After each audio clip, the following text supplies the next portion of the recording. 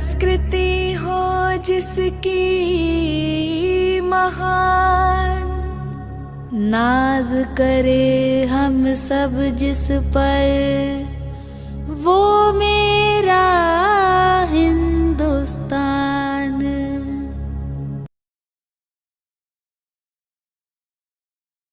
पूरे देश में बनारस अपनी गंगा जमुनी तहजीब के लिए जाना जाता है। होली, दिवाली और दशहरा जैसे त्यौहार भी यहाँ हिंदू और मुस्लिम भाई मिलकर मनाते हैं। गंगा जमुनी तहजीब की ऐसी ही अनोखी मिसाल वाराणसी में बुराई पर अच्छाई के प्रतीक के महापर्व दशहरा पर भी देखने को मिलती है। वाराणसी में एक ऐसा मुस्लिम परिवार है जो 3 पीढ़ियों से दशहरे का रावण तैयार करता चला आ रहा है। देखिए, ये दशहरे का पुतला बन रहा है जी। और ये रावण, मेघनाथ, कुंभकर्ण 3 पुतले बनेंगे। कितने पीढ़ियों से आपका परिवार बना रहा है? देखिए, ये तीसरी पीढ़ी हमारी। मुरादाबाद पूरी दुनिया में पीतल नगरी के नाम से जाना जाता है, तो वहीं मुरादाबाद में सबसे ज़्यादा पीतल का ही कारोबार किया जाता है। उस कारोबार को अधिकतर मुस्लिम समुदाय के लोग ही करते हैं। इसके साथ ही आप अपने घरों में पूजा में पीतल की भगवान जी की विभिन्न प्रकार की मूर्तियां इस्तेमाल करते हैं। इसके साथ ही पूजा के दौरान घंटी और चिरागी का भी इस्तेमाल किया जाता है। यह सभी चीज़ मुरादाबाद में मुस्लिम समुदाय के लोग तैयार करते हैं।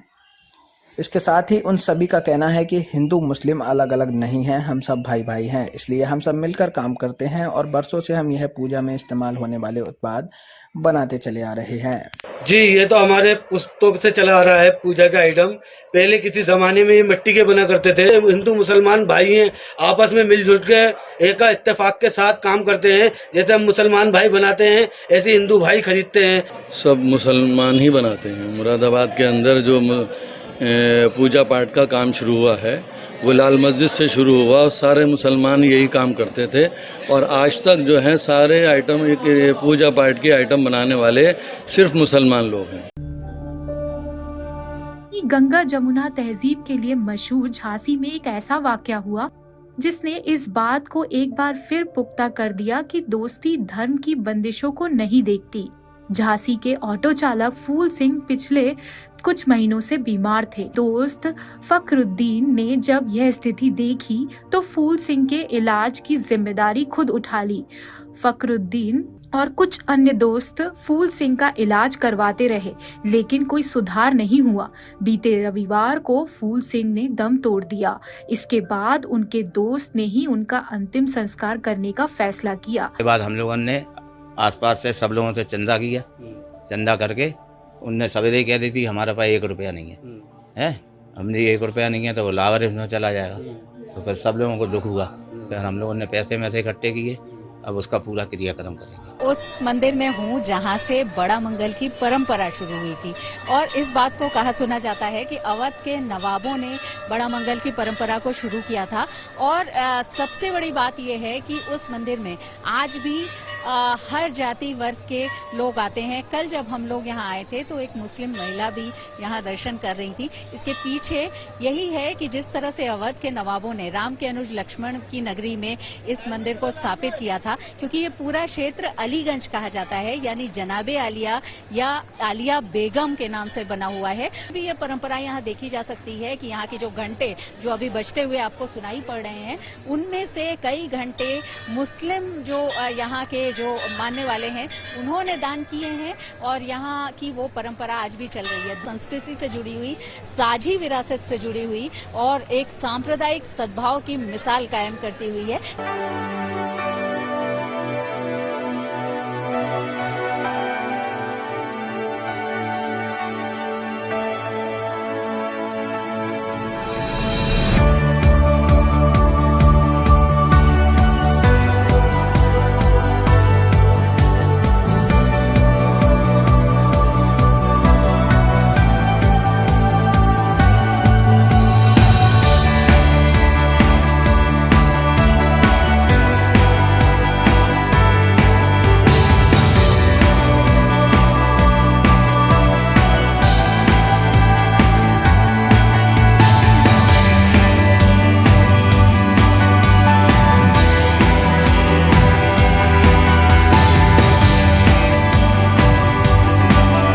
है कि ये जो भरत मिलाप होता है ये तो हम लोगों के वजूद से पहले से इसका वजूद है और मुगलिया हुकूमत के दौर से ये चल रहा है। मुगलिया लोग थे और उस वक्त जो है जब ये भरत लेकर के आते थे तो वो लोग इनका सम्मान करते थे और ये लोग सलामी लेते थे और आपस में मिलाप होता था।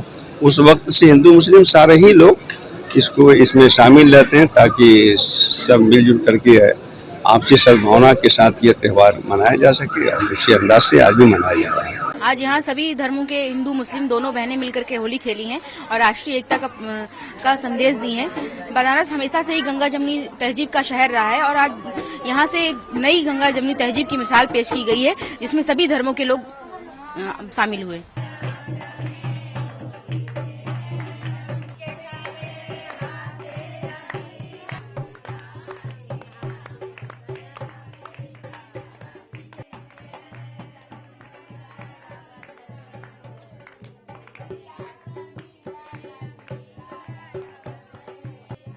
हम बाबू होली खेले, हिंदू मुसलमान बहनों सब जुटी थी।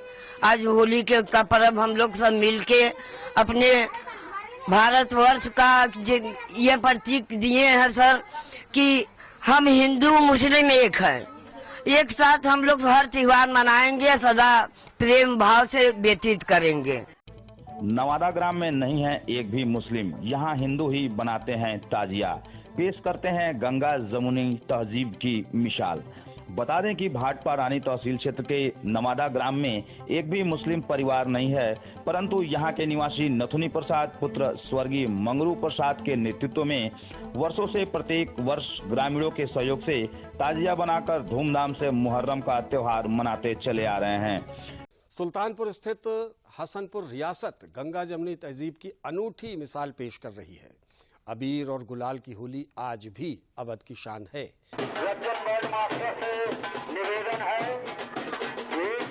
सद्भावना भाईचारा एक मिसाल है हमारे ज़िले की और हमारे पूर्वजों के ज़माने से ये परंपरा आज तक बाकी है कि जब यहाँ हवन होता है उसमें हवन में हम लोग जाते हैं, सम्मिलित होते हैं। हम लोग एक दूसरे से गले मिलकर हिंदू मुस्लिम सिख ईसाई और ऊंच नीच छुआछूत की भावनाओं से परे होकर जो है इस त्योहार को संपादित करते हैं, एक दूसरे से गले मिलते हैं, मिठाइयाँ खिलाते हैं। उत्तर प्रदेश के उन्नाव में रामनवमी के दिन एक बार फिर गंगा जमुनी तहजीब का आदर्श रूप देखने को मिला। उन्नाव में एक तरफ मस्जिद में आजान तो दूसरी तरफ मंदिरों में कथा पुराण होती है। रामनवमी के अवसर पर भी पूरे शहर में राम जी की सवारी निकाली गई। इसी बीच एक तस्वीर सोशल मीडिया पर तेजी से वायरल हो रही है जिसमें देखा जा सकता है कि राम जी की सवारी है, रज्जाक मियां सारथी बने हैं। के बीच ऐसी तस्वीर का वायरल होना अपने आप में इस बात का उदाहरण है कि भारत एक ऐसा देश है जहां धार्मिक सद्भाव और शांतिपूर्ण सह अस्तित्व अपनी वास्तविक भावना से समृद्ध हुआ है। हिंदू मुस्लिम भाईचारे और गंगा जमुनी तहजीब की बेहतरीन मिसाल पेश करता है बरेली का लक्ष्मी नारायण मंदिर, जिसे चुन्ना मियां मंदिर भी कहा जाता है। आइए जानते हैं कि मंदिर का इतिहास क्या है और इसे चुन्नू मियां मंदिर क्यों कहा जाता है।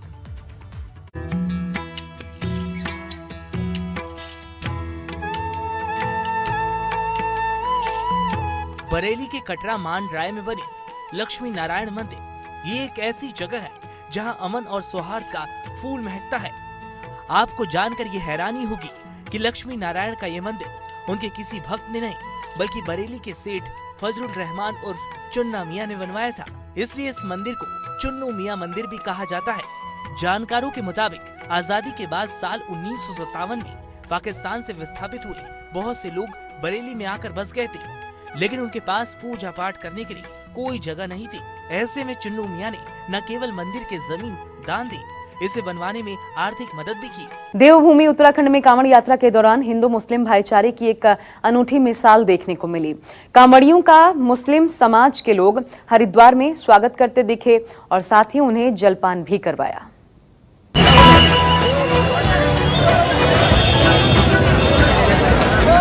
ये तस्वीरें मिसाल हैं उस एकता और भाईचारे की जिसकी बुनियाद पर हिंदुस्तान खड़ा है। हिंदू और मुसलमान, सिख, ईसाई भाईचारे एकता से रहते हैं। दीपावली हो, होली हो, ईद मिलन हो, एक दूसरे को हिंदू भाई मुसलमान भाई मुबारकबाद देते हैं और खुदा से दुआ करते हैं कि इन शिव भक्तों की मेहमान नवाजी हम इसी तरह करते रहें। हमारे आने वाले मुसलमानों की नई पीढ़ियां भी भाईचारे को इसी तरह बढ़ावा देती रहें। सीतापुर की माटी बड़ी अलबेली है। इस मिट्टी से गंगा जमुनी तहजीब की खुशबू आती है। सीतापुर में सरायन नदी के किनारे पर एक ऐसा स्थान है जहाँ एक ही छत के नीचे जिंद बाबा और भोलेनाथ विराजमान है। इस स्थान पर दोनों समुदाय के लोग आकर अपने अपने धर्म के अनुसार पूजा पाठ और सजदे कर दुआ मांगते हैं। इतना ही नहीं, सीतापुर जिले में आज तक धर्म के नाम पर किसी प्रकार का कोई विवाद नहीं हुआ। हिंदू मुस्लिम एकता का प्रतीक यह स्थान सदियों पुराना बताया जाता है। यहाँ एक तरफ जिंद बाबा की मजार है तो दूसरी तरफ भोलेनाथ, साईं बाबा, दुर्गा जी सहित तमाम देवी देवताओं की प्रतिमाएं स्थापित हैं। ये हमारे सीतापुर में पत्ते पुल के नीचे मजार है जिंद बाबा महाराज की, जहाँ पे कौमी एकता की मिसाल है। एक तरफ जिंद बाबा की मजार है, दूसरी तरफ उसी में साईं बाबा, माता जी और भोलेनाथ का स्थान है। सीतापुर में ये चीज़ देखने को ये चीज़ मिसाल है हमारे सीतापुर की, जिसमें कि हिंदू मुस्लिम सब लोग आते हैं। हिंदू मुस्लिम भाईचारे और सभी धर्मों के सम्मान करने की हो और मुरादाबाद का नाम न आए, ऐसा हो ही नहीं सकता। हजरत कल्लन शाह बाबा रहमतुल्लाह अलैह के इस विशाल कुल की सबसे शानदार और खूबसूरत बात ये रही कि इस आयोजन को पूरा करने में मुस्लिम भाइयों के साथ साथ दुगनी तादाद में हिंदू भाइयों द्वारा भाग लिया गया। गौरतलब है कि मुरादाबाद की इस सरजमी से हमेशा आपसी एकता और भाईचारे का पैगाम निकलता है। दरगाह हजरत कल्लन शाह मियां रहमतुल्लाह अली पर हिंदू भाइयों की आस्था का अंदाजा इसी बात से लगाया जा सकता है कि लंगर में हिंदू और मुस्लिम समाज के लोगों द्वारा एक साथ बैठकर लंगर को छका गया। सबसे अद्भुत बात ये कि दरगाह पर चादर पोशी के समय एक तरफ से मुस्लिम भाइयों ने और दूसरी तरफ से हिंदू भाइयों ने चादर को पकड़कर दरगाह पर चढ़ाया, दुआ की और देश में शांति और अमन को लेकर प्रार्थना की। देश भर में अपनी एक खास पहचान रखने वाले मेरठ के मशहूर नौचंदी मेले की शुरुआत हो गई है। ये मेला कई मायनों में खास है क्योंकि यहाँ न सिर्फ बाजारों की रंगीनियां और रौनक दिखती है बल्कि धार्मिक एकता की मिसाल भी है। मेरठ का ये नौचंदी मेला, ये मेला हिंदू मुस्लिम एकता की भी मिसाल है क्योंकि यहाँ नौचंडी देवी और बाले मियाँ की मजार आमने सामने है। मान्यता है कि यहाँ लोगों की मन्नत तभी पूरी होती है जब दोनों जगह जाया जाता है। इसलिए जो भी श्रद्धालु मां नौचंडी देवी के दर्शन के लिए आते हैं वो बाले मियाँ की मजार पर मत्था जरूर टेकते हैं और जो भी मुस्लिम भाई बहन बाले मियाँ की मजार पर आते हैं वो मां नौचंडी देवी के दर्शन भी करते हैं। सारे जहां से अच्छा हिंदुस्तान हमारा हमारा, सारे जहां से अच्छा हिंदुस्तान हमारा हमारा, सारे जहां से अच्छा। मज़हब नहीं सिखाता आपस में बैर रखना, मज़हब नहीं सिखाता आपस में बैर रखना।